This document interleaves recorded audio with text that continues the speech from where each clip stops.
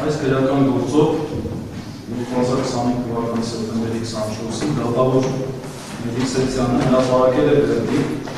հայտարարելով, որ մեղավոր է ճանաչում Միքայել Սրբազանին քրեական օրենսգրքի 422 հոդվածի 2-րդ մասով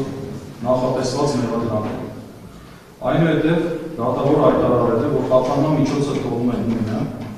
նույն սահմանափակումներով, որից հետո սահմանել է լրացուցիչ դատալսումներ սեպտեմբերի 29-ի ժամը 10:30-ին։ Դատավորը լրացուցիչ դատալսումների օրը հայտարարելուց հետո հեռացել է դահլիճից առանց կողմերին հայտնելու, որ նրանք իրավունք ունեն մինչև հաջորդ դատական նիստը դատան ներկայացնելու միջնորդություններ։ Գտնում եմ, որ դատավոր Արմեն Մելիքսեթյանը պետք է ազատվի այս քրեական վարակին մասնակցելուց հետևյալ պատճառաբանությամբ։ Բացառիկ հայտնելու իրավունք այս փուլում քրեական դատավարության օրենսգրքի 64 հոդվածի 3 մասի կանոնակարգումների համաձայն բացառիկ ինքնայիտ դարձել սեպտեմբերի 24-ի նիստից հետո, հետևաբար իրավունք ունեն դատավորին բացառիկ այս փուլում։ Դատավորի կողմից խախտված նորմա։ Դատական օրենսգրքի 70 հոդվածի 2-րդ մասի 3 դաշնորհ կետերի համաձայն, որոնք չեն ներդրում, եւ 71-րդ կետի առաջի մասի համաձայն դատավորը պարտավոր է բացառիկ հայտնել,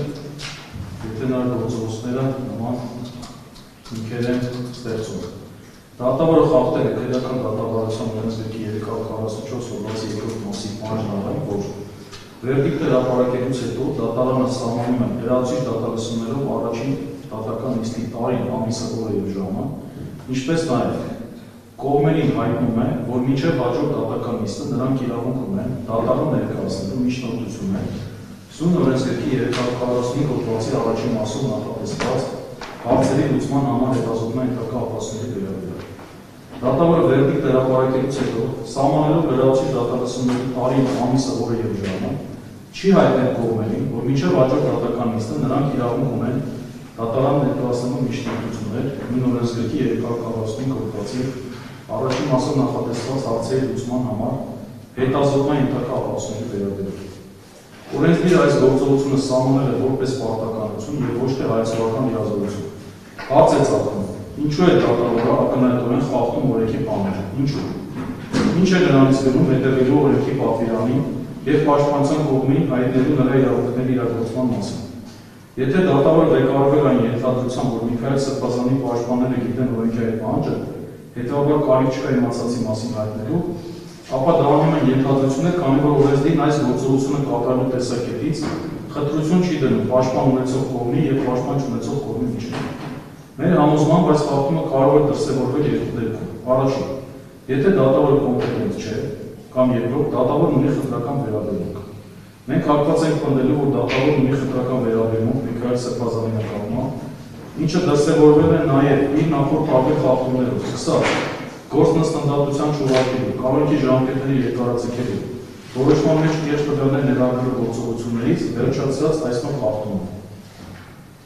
Ղեկավարելով քաղաքացիական դատարանության օրենսգրքի 70 հոդվածով եւ քրեական դատարանության օրենսգրքի 40 հոդվածով Երևան քաղաքի առաջացան ինտանձիվացան քրեական դատարանի դատավորը Մելիքսեթյանը հայտնում են բացառ դեպքում նույն։ Պատվժան դատարան, իրոք հարցածական, ինչու է դուք նման խախտումներ դուք։ Անկեղծ ասած չեն կարող պատկերացնել։ Սերը սպիտակի վրա գրված է քրեական դատավարության օրենսգրքի մեջ։